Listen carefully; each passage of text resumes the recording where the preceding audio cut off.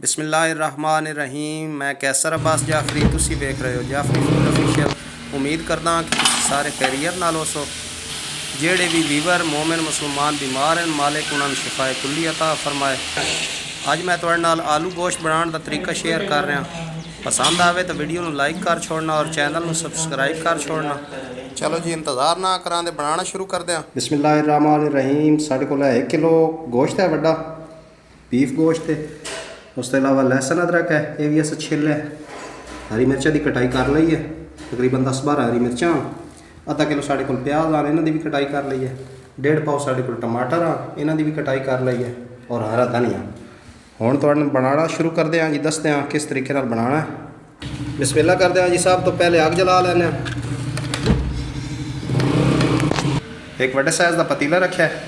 सब तो पहले गोश्त सट रहे हैं 1 किलो। हुण इसके अंदर जो प्याज कटाई की ने सट रहे हैं,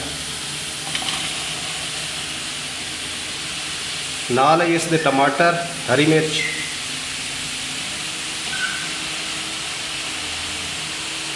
नाल है असीं हुण तकरीबन 1 लीटर पानी सट रहे हैं। खाण वाले चम्मच तकरीबन 2 ये असीं नमक सट रहे हैं। बाद चेक करके कमी पेशी हुई तो पूरी कर लसां। एक दफ़ा इसनूं मिक्स कर लेना।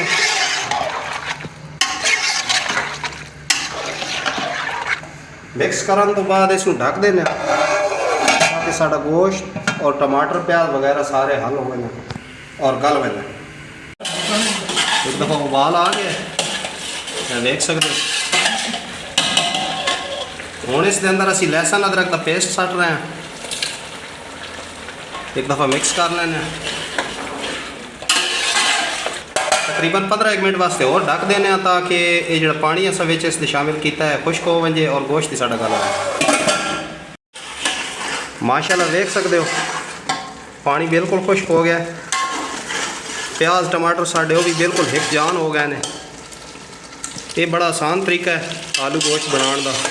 इस तरीके नाल तुसीं बनाए सो, इंशाअल्लाह जाफरी याद करे सो। हुण असीं इस दे अंदर सट रहे हैं जी आयल। तकरीबन अद्धे लीटर तो थोड़ा जहा कम ही सटसा, क्योंकि 1 किलो गोश्त है साढ़े को, 1 किलो आलू ने। उन्होंने रेसिपी आज मैं तुहाडे नाल शेयर करेंदा पिया।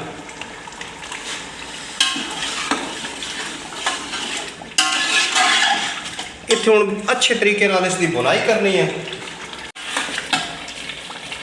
इस दे अंदर हुण सिर्फ टमाटर प्याज लहसुन अदरक हरी मिर्च यही चीज़ां ने और नमक असा शामिल किया ही पहले। आयल असा इस दे विच हुण सट्टिया। हुण पहले इसकी करसा बुनाई कमो बेश 8 मिनट।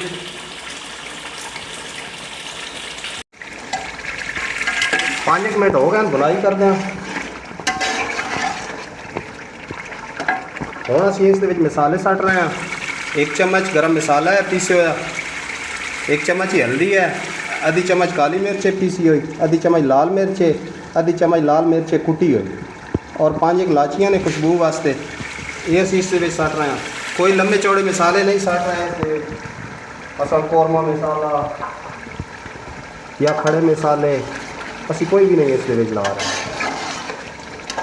सादे जो माहौल है, सादा जो सालन बना रहे हैं गोश्त का। इंशाअल्लाह एक दफ़ा इस तरीके नाल बना के देखो, मज़ा आवे। मसाले शामिल किए 2-1 मिनट हो गए। हुण साढ़े को आधे पा दही है, ये असीं इस दे सट रहे हैं। एक दफ़ा मिक्स कर लेने।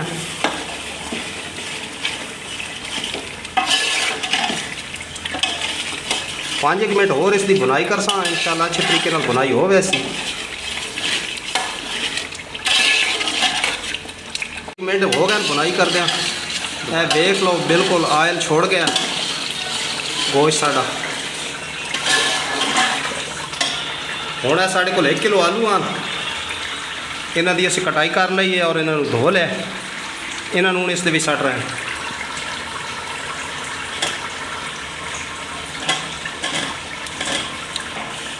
एक दफ़ा मिक्स कर लेने।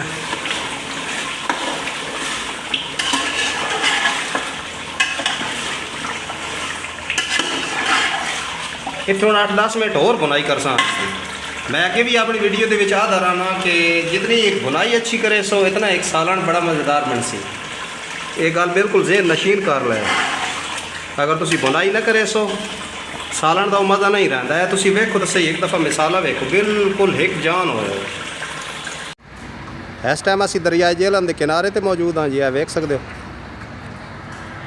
यह पुरानी पुल का मंजर है। वेख ਇਹ रेत वाली गड्डियाँ जा रही ने। रेत लोड होती है इतने मशीन लगी खली है।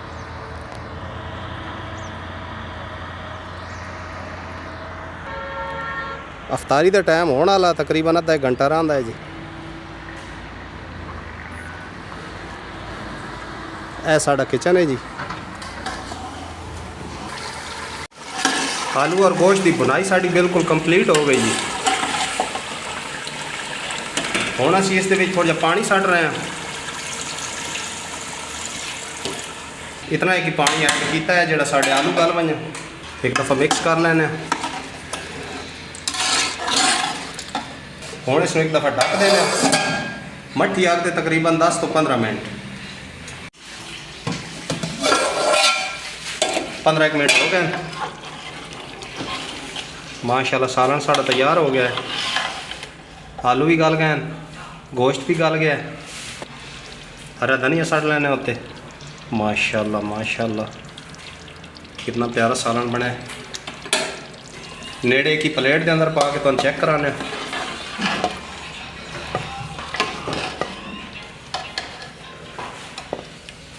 बिस्मिल्लाहिर्रहमान।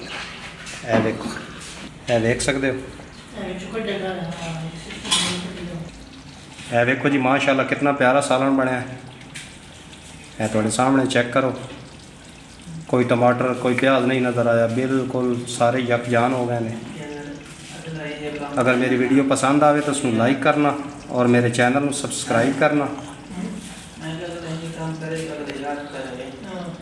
आज वास्ते बस इतना ही कि मिलते हैं किसी अगली वीडियो के।